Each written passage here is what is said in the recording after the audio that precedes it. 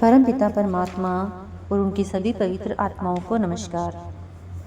हजरत ईसा कहते हैं कि शरीर की कब्र में कैद आत्मा को शब्द के अभ्यास द्वारा मुक्त करने का समय आ गया है और वह समय मनुष्य जन्म का अनमोल अवसर है जो इस समय हमें मिला हुआ है और जिसका हमें लाभ उठाना चाहिए।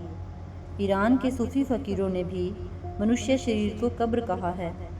शम्स तबरेज कहते हैं, कितना अच्छा हो अगर तुम एक रात भी अपनी रूह को इस शरीर से बाहर ला सको और इस कब्र को पीछे छोड़कर अंदर के आसमानों पर चढ़ सको।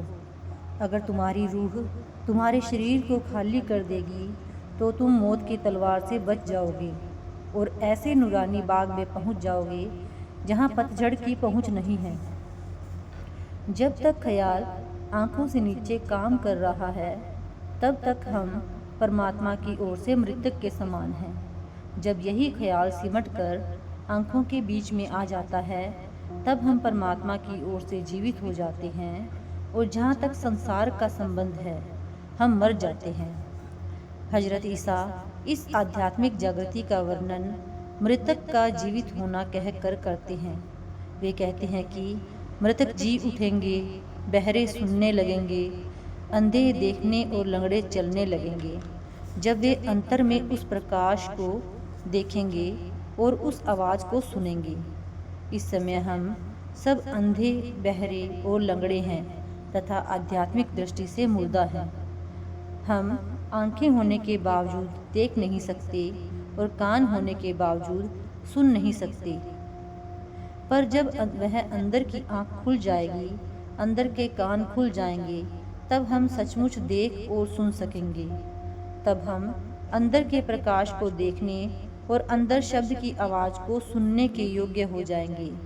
तब हम सही अर्थों में जिंदा हो जाएंगे और सही मार्ग पर चलते हुए अपने परम पिता के पास पहुंच जाएंगे।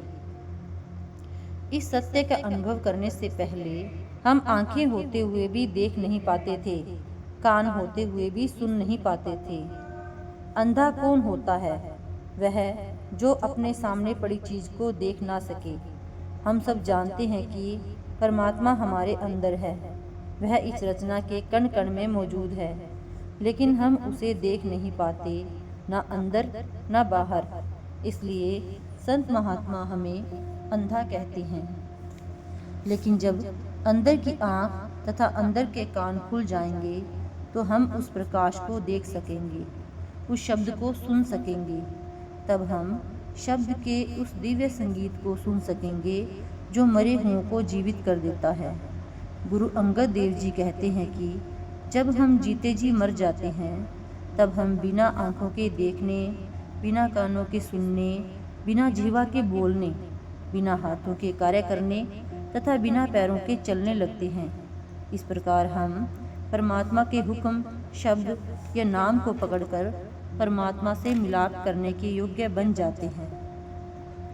जब हम प्यार और भक्ति के द्वारा अंतर में एकाग्र होकर किसी जीते जागते सतगुरु की शिक्षा के अनुसार अभ्यास करके अपनी मंजिल धूर्धाम तक पहुंचकर परमात्मा में लीन हो जाते हैं, तब हम हमेशा जीने के लिए मर जाते हैं।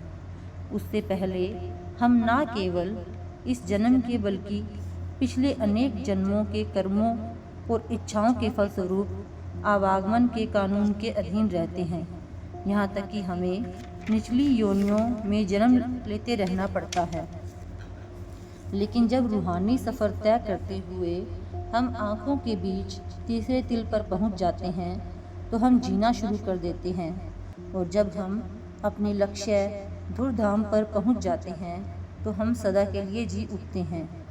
गुरु अमरदास जी कहते हैं कि सारा संसार मरने से डरता है तथा हमेशा जिंदा रहना चाहता है, पर जो कोई सतगुरु की दया से जीते जी मर जाता है और हुक्म, शब्द या नाम के साथ जुड़ जाता है, वह ऐसी मौत मरता है कि सदा के लिए जिंदा हो जाता है।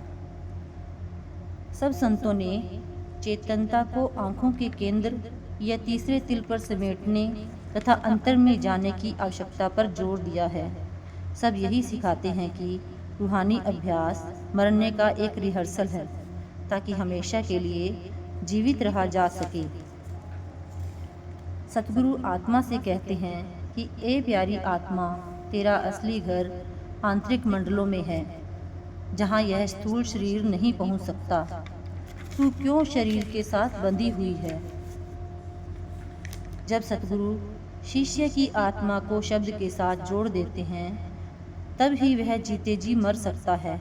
आत्मा का शरीर से सिमटना और अंदर शब्द धुन में लीन होना केवल सतगुरु की दया मेहर से ही संभव है। गुरु की दया मेहर से ही हम जीते जी मर सकते हैं और मर कर शब्द के अभ्यास के द्वारा जिंदा या परम चेतन हो सकते हैं। जो ऐसा कर लेता है वही अभ्यासी मुक्ति के द्वार पर पहुंचता है तथा अपने अहंकार से छुटकारा पा लेता है। Thank you.